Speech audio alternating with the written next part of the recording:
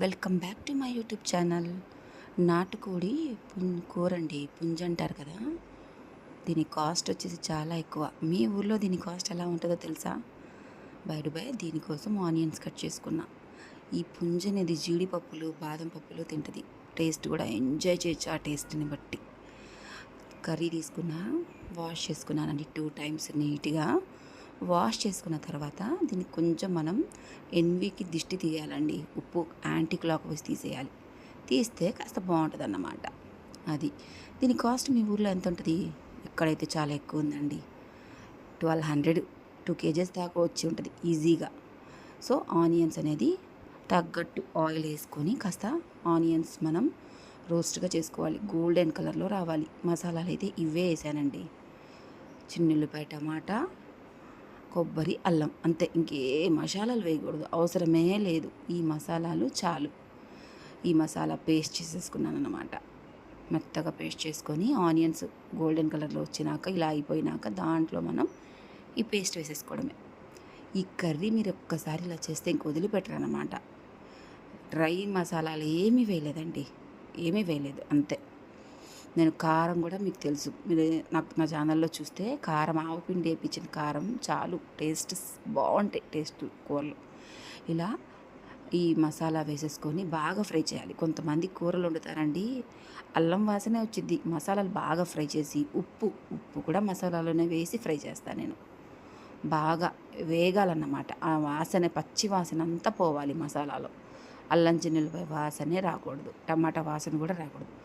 కారం, పసుపు అన్నీ మనకు తగ్గట్టు కారం. నేనైతే దగ్గర 6-7 స్పూన్లు వేస్తాను, ప్లాస్టిక్ స్పూన్ కాబట్టి కొంచెం మంట కారమే మాది. మీరు మీకు తగ్గట్టు వేసుకోండి. ఒక 5 టీ స్పూన్స్ వేసుకున్నా చాలు.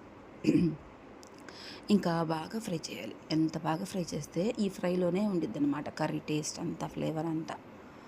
ఇలా ఫ్రై చేసేసుకున్న తర్వాత మనం చిన్నగా ఇంకా వాష్ చేసుకున్న చికెన్ ఉంటుంది కదండి, పుంజుకూర, నాటు పుంజుకూర, అది వేసుకోవచ్చు. ఎంత కాస్ట్ ఉందో మీ ఊర్లో పుంజులు ఏ రేంజ్లో దొరుకుతాయో నాకు కామెంట్ చేయొచ్చు కదా. నా ఛానల్ని సబ్స్క్రైబ్ చేసుకోండి, సపోర్ట్ చేయండి. ఓకే నా ఫ్రెండ్స్. ఎలాంటి కర్రీస్ అయినా సండే రోజు నేను లైవ్లో కూడా పెడతాను, చూడండి. అలా కొంచెం అన్ని నీళ్ళు పోసేసేసి చూడండి, కూర టెక్స్చర్ చూడండి ఎలా అయిపోయిందో, రెడ్డిష్ కలర్లో. ఇంకా మనం సిమ్లో ఒక 1 అవర్ పెట్టేస్తానండి. గిక్కర్లో పెట్టని సోడా ఉప్పులు, థమ్సప్లు అవన్నీ వేసి నేనే ఉడికించాను. నేచురల్గా వండేస్తాను అన్నమాట. సిమ్లో అలా పెట్టేస్తే ఉడికిద్ది. వెనకే మా పిల్లలు కాసుకొని ఉంటారు ఇల్లంతా స్మెల్కి, మాకు పెడతావా చేస్తావా అని. ఆ స్మెల్ ఇంట్లో నుంచి బయట దాకా వెళ్ళిద్ది అన్నమాట. మా వారైతే స్మెల్ అదిరిపోతుంది కదా అంటారు. పిల్లలు ఇంకా కదలరన్నమాట, ఇంకా వంటగదిలోనే ఉంటారన్నమాట అయిపోయేదాకా. అంత ఫ్లేవర్ కానీ స్మెల్ కానీ అదిరిపోయిద్దండి. సూపర్గా ఉంటుంది. గారెలు కాస్తంత వేసుకొని తింటే ఆ టేస్టే వేరండి, కంప్లీట్లీ వేరు. ఒక్కసారి ఇలా ట్రై చేయండి.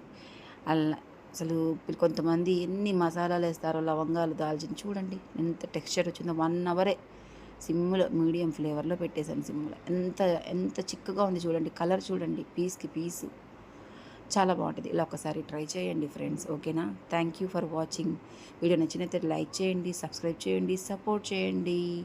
బాయ్. మర్చిపోవద్దు మీ ఊర్లో దీని కాస్ట్ ఎంత, ఓకేనా ఫ్రెండ్స్.